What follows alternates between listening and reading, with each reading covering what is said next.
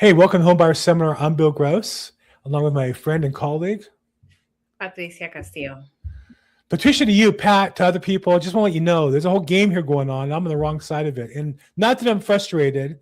And also our good friend and lender. How's it going, guys? Shannon, lender. And we get together, we can talk about buying your first house, your next house. And Patricia or Pat, you were just saying. I was saying that we have a listing in Inglewood. We've had so much, such a great response from buyers that are looking to purchase their first home. And this is really a great starter home. It's a 2-bedroom, 1-bath in a great location. But aside from that, most people don't have 20% saved or 15% saved, right? So most people, are asking right now about down payment assistance programs. So I thought that was a great topic for us to cover today because you could get up to 6%. So it would be an estimated amount, right? 6%. You would get the down payment loan to you and also the closing costs if that was needed as well. So it just depends what the buyer has available. But we've been running a Facebook ad on this listing, and I've been having some really great conversations with these buyers that really don't know where to start. There's some buyers that are first-time buyers, but they're pretty savvy. They're more sophisticated. They have maybe family members that have purchased homes or friends that have explained the process to them. And so they do a lot of research on their own. And then we have buyers that are calling me about the listing and wanting to know information. And they're asking me, what's my first step? How do I get started? How do I even know what I would qualify for? And are there any programs available to help somebody like me that wants to buy a first home and I have a job and I'm working and I have good income, but I don't have a lot of money saved? And so I think also right now with everything going on in the world and in the economy, people are stretched kind of thin. There's higher credit card debt right now going on. Gasoline is very expensive. Groceries are expensive. And so even if people did have money saved, it's probably being used. There's a lot of people that are dipping into their savings right now as well.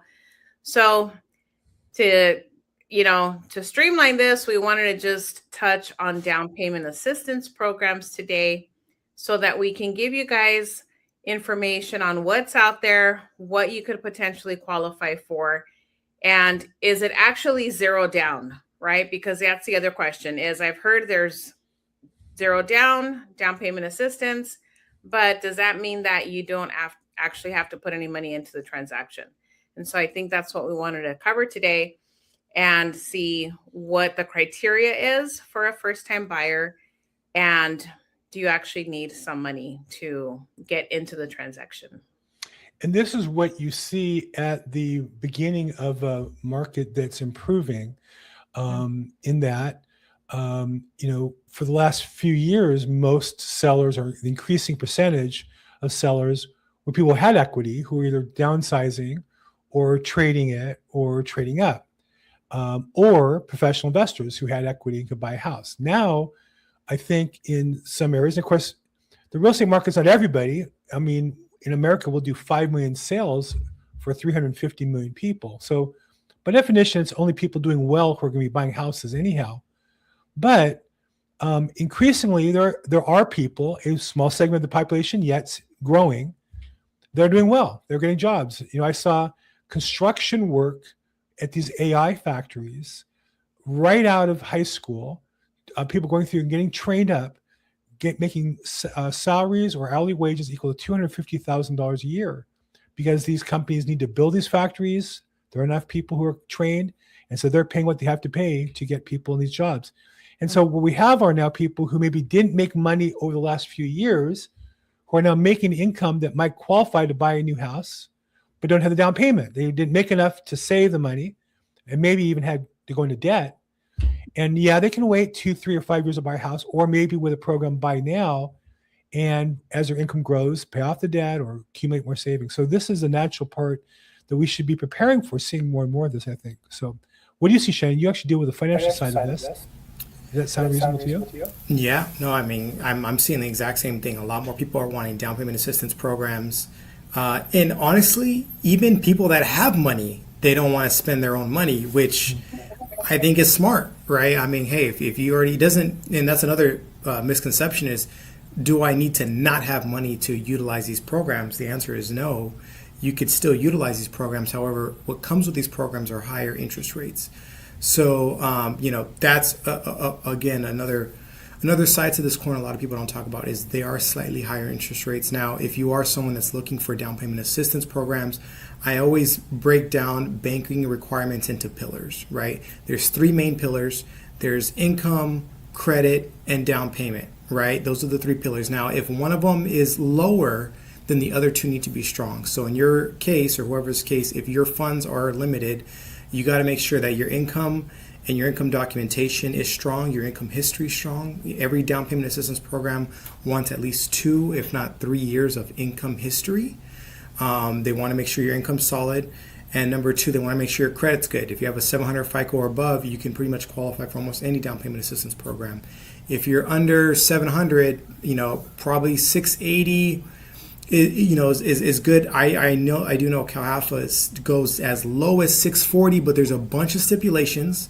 There's a bunch more red tape you got to go through. So again, if you're at a 640 and above, there are programs out for you. But if you have a 700 and above, you have a lot more options, a lot more leeway, a lot more, and they'll actually loan you more if you're at the 700 plus. So that's number 2. The other thing too is different kind of programs, right? So there's state-based programs and there's city-based programs.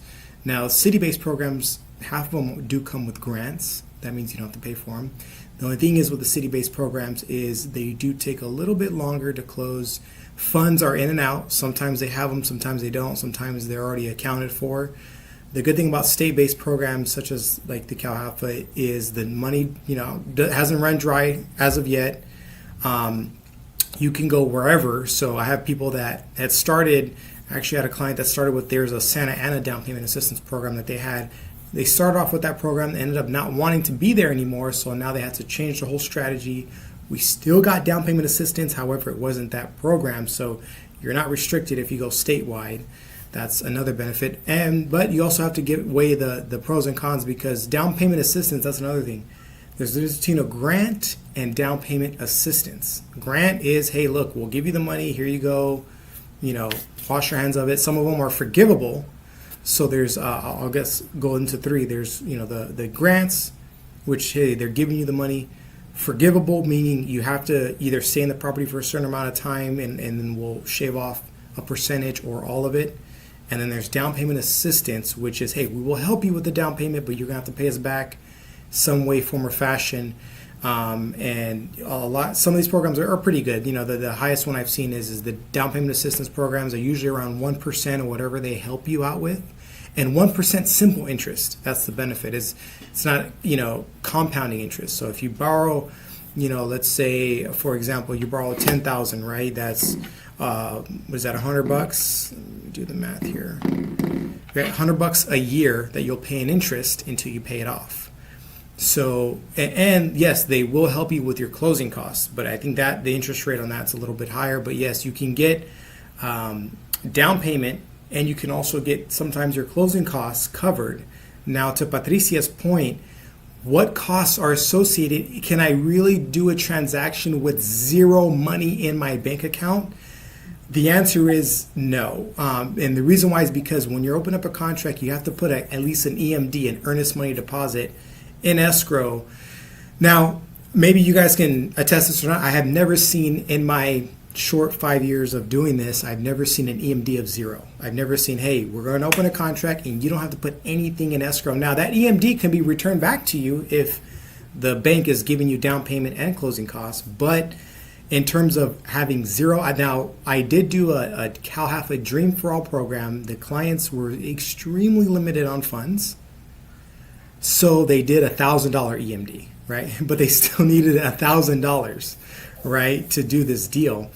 And so that's one, you need your deposit. Number 2, inspectors, right? Property inspectors, they do not get paid in escrow. you have to pay them directly. So unless you you're going to have money for that appraiser, you need to pay the appraiser directly. The bank does not pay for the appraiser out of the pocket. You have to do that. So I would say you need to have at least a few $1,000s to get this process going, and that's a few $1,000s. Even if someone else is paying your closing costs, or a bank is paying your closing costs, still you need a few $1,000s to put a EMD, earnest money deposit, down to start the transaction. You also need to also pay for home inspections, appraiser. Appraiser is another one. So let's say both of those combined, depending, you can at least looking at 1,000, right? At least right there, right? Because appraisers run now like 700-800. Inspectors, it can be 300 to 500. So yeah, you're at least over, a little over, let's just say 1,200, 1,300, just to be conservative. Other thing too, the fire insurance, the California Fair Plan doesn't take, I think actually they're starting now, but especially when they first started, they wanted to get paid directly. You had to pay them with your credit card. You got to pay out of pocket, because the Dream Fraud did not allow people to pay through escrow. So they may have changed that. I will actually find out this week, and I'll report back next week. But from all the ones I've done that have fire insurance, they had to pay directly from their card. So is it possible? Say again. That too, where in some cases insurance has to be paid up front before they bind the policy and issue the evidence of insurance to the escrow company. Yes, I actually know of a very well insurance company. I won't say their name, but they even charged to get the quote. Now, it was an extremely, extremely low quote. So, I mean, hey, however, whatever they did, but the insurance agent said, no, they need to pay me in order for them to get the quote. I highly advised against this company, but they wanted to go for it, and it made sense because it was almost 30% lower than my lowest quote. But again, going back to our original point, even if you get down payment assistance and closing cost coverage, Shannon, can I just buy a house with $0? I'm going to tell you that is highly, highly, highly unlikely. Now, if you get some magic seller who just doesn't care and will say, hey, we'll do 0% earnest money deposit. If you get one of your friends, buddies to pay for the inspections and the appraisals, right? Maybe, right? Maybe, but I would say there's a 99% chance you will have to pay something. And again, I always say, even that, I don't recommend you buying a house with $0 in your bank account. So could you buy a house with, let's say, under $2,000 out of pocket? Or let's say less, right? Because you might get that EMD back, right? So you're just in it, the inspections. Yeah, you could for sure do that. And hey, could the agent negotiate even the appraisal and the inspection reports as seller credits? You can, as long as you have those invoices and we report that to the bank, you could get that refunded. So I'm not saying that at the end of it you could walk away with a house honestly with zero money down, but you need some money to get the transaction going to get that money back. So I actually closed one loan once in my career. I should say one sale with a loan once. It was a VA a VA loan, which some VA loans will qualify with no money down and no closing costs. Now that's a misnomer, as you explained, because you still have your prepaid closing costs and you have your appraisal and your inspection. But I got in with the EMD of $100, and then we had a seller who was willing to advance the other funds. Now, obviously, they were trying to encourage what they thought was a good sale, and their house was suitable for a VA loan because VA loans can be a little more particular on the condition, or things have to be done before the close of escrow, and they were able to get through that. But most sellers aren't willing to. In some markets, sellers will do an inspection and provide it to the buyer, but now you're running the risk of, maybe they did 2 inspections and one was bad, the other one was better, and they gave you the better one. I guess technically they're obligated to disclose both, but again, you're running the risk of not having your own independent view as to the property. And the same with the appraisal, I think to some degree that, the appraisal is a chance to look at the value of the property that I would encourage people to pay for. So these are things that are possible, but practically speaking, you need a couple $1,000s to get through the deal. Another thing too, and maybe you guys can touch on this, that a lot of people that do down payment assistance don't necessarily take into consideration, especially in high competitive areas, is when you do down payment assistance program and you don't have money, because I do have down payment assistance people, some people have 10, 20,000 still, but when you do that, and I'm submitting a full pre-approval packet, right, and they see that in the bank account, there's only a few $100s in there, right? That doesn't look well when you're negotiating or when you're presenting the offer. Right now, when I was doing the Dream for All program, it actually did the opposite effect, because these agents knew about the program and they knew there was a deadline and they knew that they were getting that money. So actually it did work a little differently there. But with the general down payment assistance programs, usually you are not going to be the first option when it comes to a seller looking at offer. So maybe you guys can talk about that, but also too, you got to look at it from someone's perspective. And that's why I say, hey, if you're doing down payment assistance program and you have the bare minimum FICO score, that's also going to hurt, because, hey, this guy can't show me good proof of funds and his FICO score isn't above 700. You know, what's going on here, Shannon, right? And that's when I literally get those calls, like, what's going on with this guy? Can't even buy, and I got to fight for you. But maybe you guys can speak more about how it looks, and some people don't care, but I know that is a factor. I mean, I think it's going to also depend on the property itself, right? If there's high demand, a down payment assistance offer is probably going to be the last one on the list, right? Because you have other buyers that have money saved up and they are probably offering, a few thousand, 5, 10 over the list price. The seller's going to want to jump on that offer, obviously, because he's going to net out more money. But I will share an example of a home that I sold in Lancaster a couple years ago, and the buyer came to me through an open house.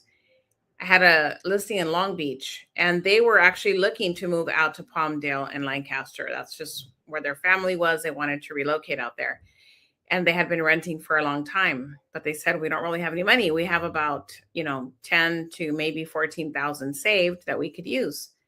So they did qualify for the down payment assistance program, which included the down payment assistance and the closing costs.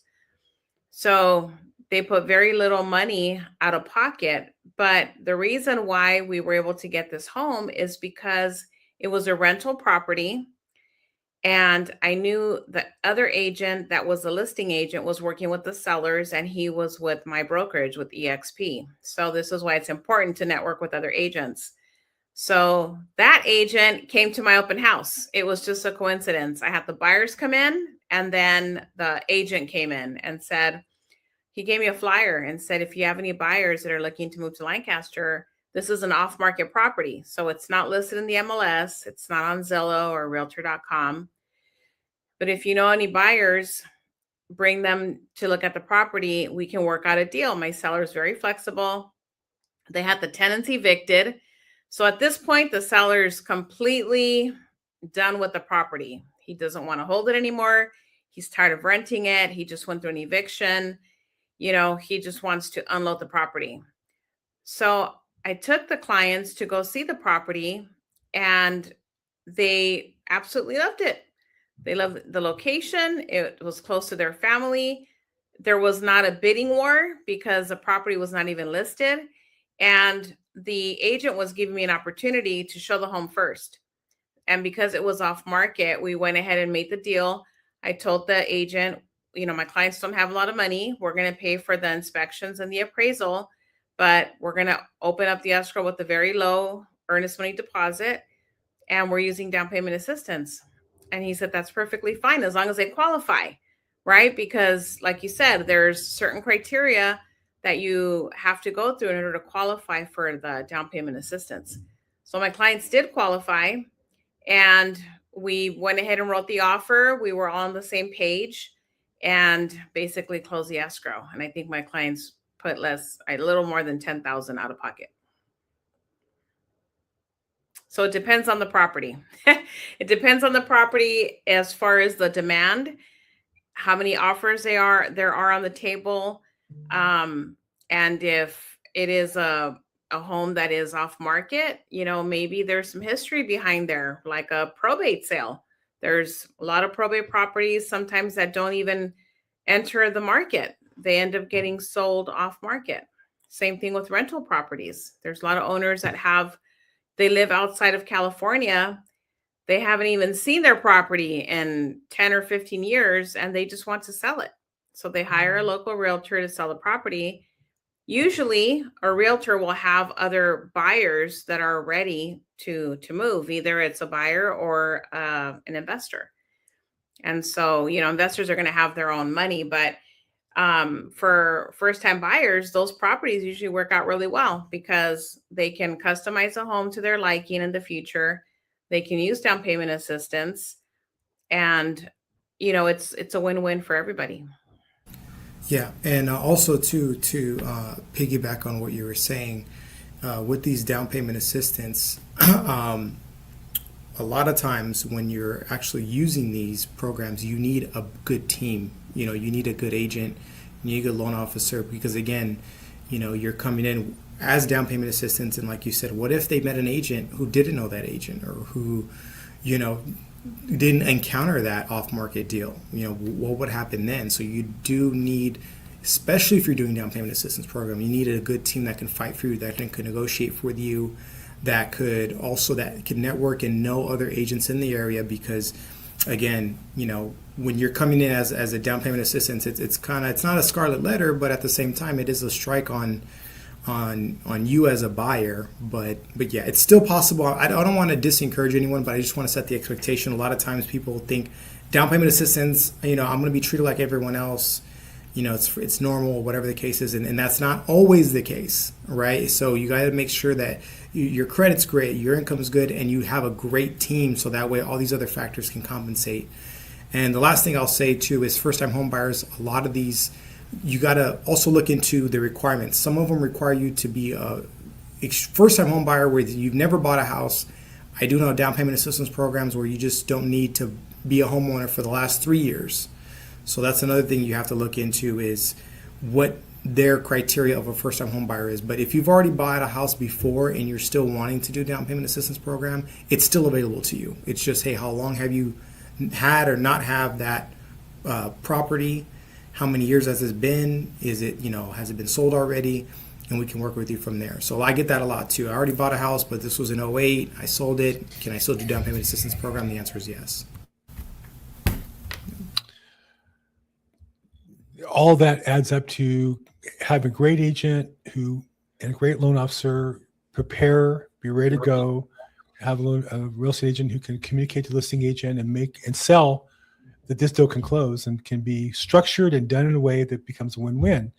Absent that extra communication, that's the problem. It doesn't happen, because I can just say as a listing agent, somebody calls me with a VA loan, I'm going to ask them how many they've done. I'm going to ask them a couple questions, and they usually fold like a house of cards because they've never done one. And so, and these are tough. Or other, home buyer system programs. How many have you done like that? Usually not any. But if you know your guidelines and you're honest about it, and your paperwork's organized, your buyer has everything put together, and the seller may be willing to take a chance because your offer price is higher, or there's other conditions that make it attractive. So this is just another long way of saying, the more complicated you're going to go, the more you want out of a deal, the more you're going to put into it, but through the hard work and preparation. And it's all worth it in the end. And it's what? It's all worth it in the end.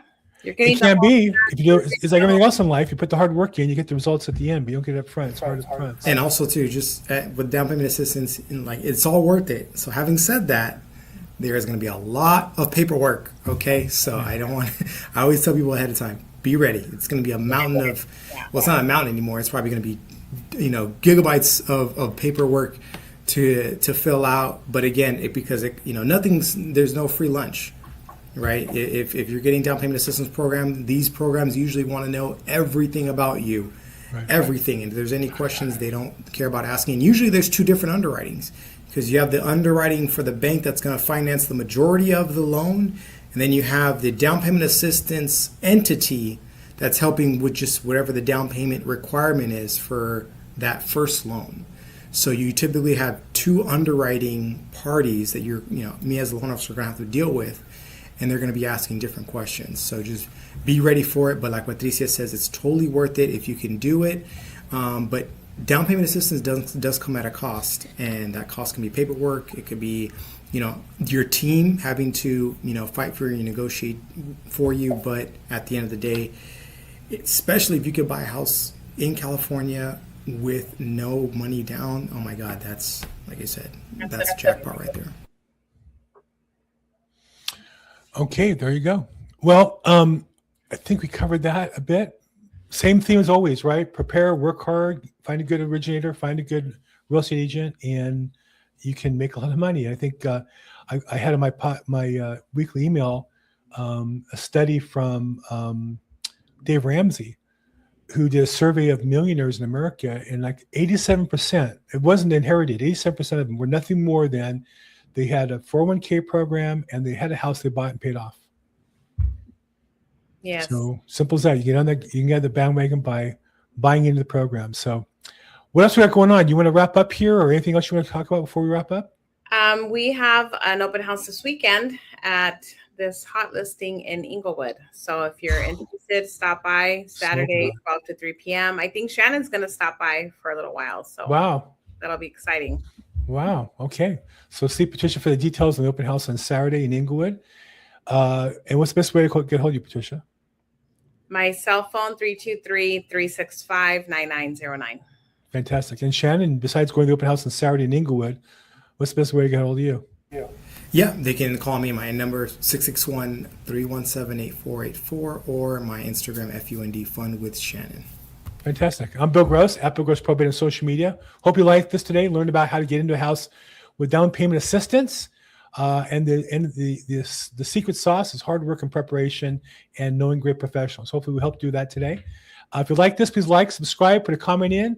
As always, we appreciate your support. Make today your best day ever. Thank you, everybody.